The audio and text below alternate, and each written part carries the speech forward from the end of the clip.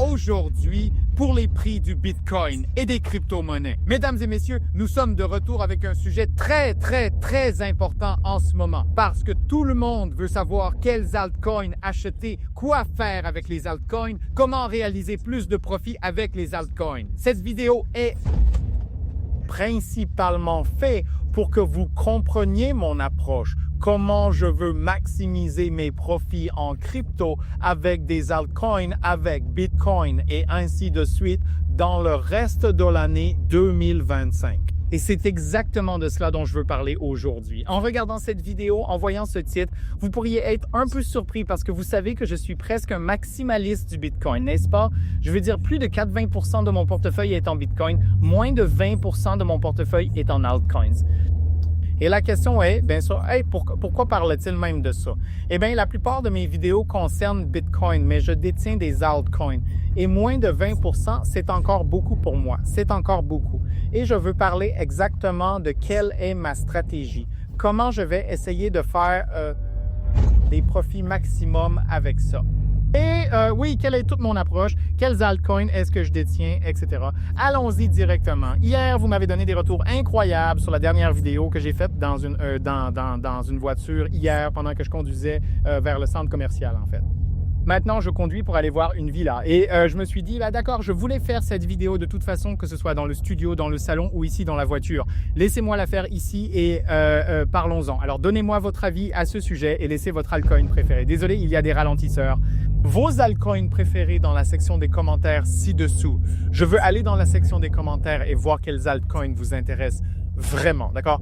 Maintenant, allons-y directement. Et avant de parler de ma stratégie exacte et tout ça, laissez-moi vous dire quelque chose de très important sur les altcoins pour que vous compreniez. Et c'est à peu près mon 3e cycle.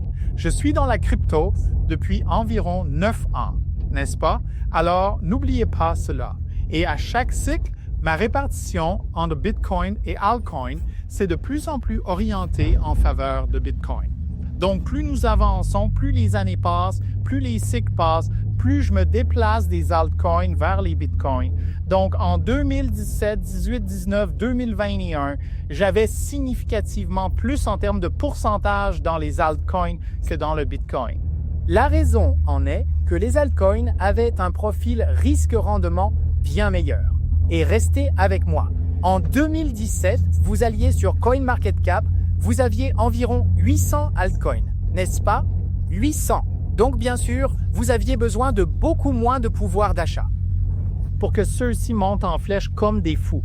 Mon but était toujours d'acheter des altcoins juste pour maximiser mon Bitcoin, mais il y avait beaucoup plus de potentiel pour faire des profits avec les altcoins qu'il n'y en a maintenant, où tout le monde et sa mère peuvent créer un altcoin sur un fond de pompage, n'est-ce pas? Nous avons littéralement des centaines de milliers, sinon des millions, en comptant tous en altcoins.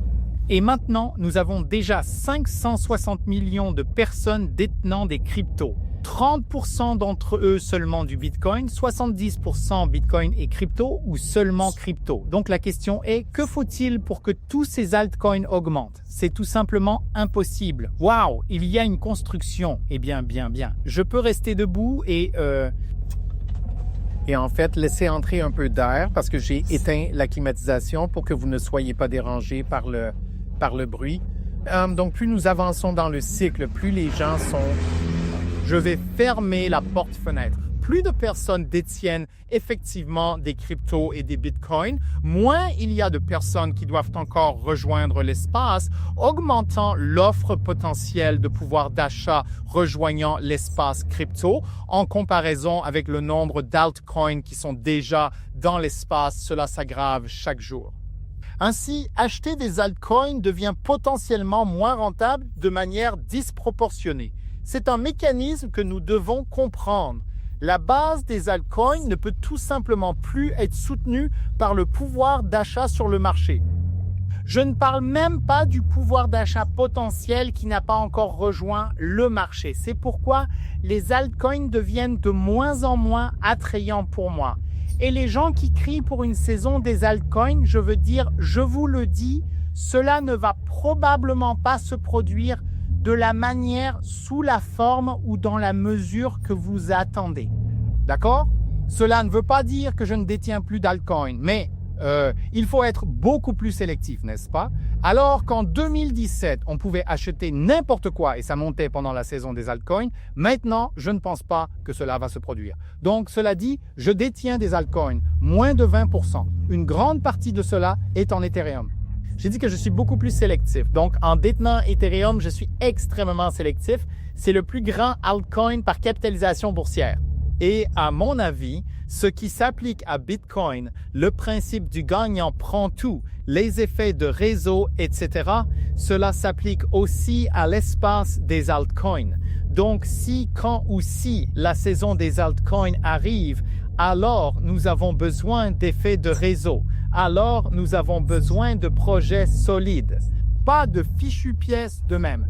Des projets solides comme Ethereum, et ce n'est pas une approbation ou quelque chose. Tous ces altcoins peuvent complètement tomber à zéro. Mais Ethereum, des choses comme Solana, des choses comme BNB, même des choses comme XRP, ne vous méprenez pas.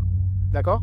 Mais ces projets plus importants avec soit une grande communauté listée sur Binance, avec un soutien financier, avec certains cas d'utilisation, avec des utilisateurs, avec des adresses de portefeuille actives, c'est le genre d'altcoins qui ont au moins une chance de gagner contre Bitcoin à court terme.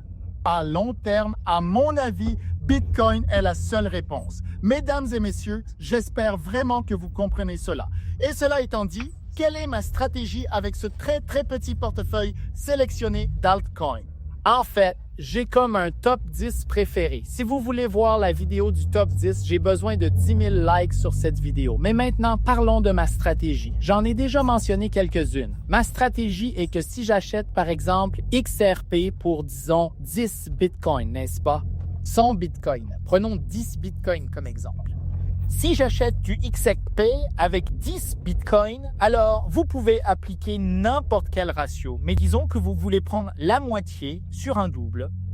Ensuite, lorsque l'équivalent de ces avoirs en XRP passe de 10 Bitcoin à 20 Bitcoin, je retirerai 50% de cette position, c'est-à-dire 10 Bitcoin, mon investissement initial, et je les remettrai en Bitcoin. Et à chaque doublement, potentiellement, je retirerai la moitié et la remettrai en Bitcoin. En 16, c'est classique, je suis précieux. Vous pouvez aussi prendre un tiers quand ça monte de 33%, par exemple. Ce sont juste des chiffres d'exemple. C'est mon approche. Ne la suivez pas. Faites vos propres recherches, investissez à vos propres risques. Vous pouvez aussi prendre un cinquième à un gain de 20%. Vous comprenez les calculs derrière cela. Il est très important d'avoir une stratégie prédéterminée où vous savez exactement quand A se produit, je fais A, quand B se produit, je fais B. Que vous excluez la peur et la cupidité de vos décisions d'investissement et de trading. Que vous sachiez exactement quand le prix augmente de tant. Je prends tant de bénéfices en Bitcoin ou en dollars américains. Je prends mes bénéfices en Bitcoin. Maintenant, je veux savoir de vous.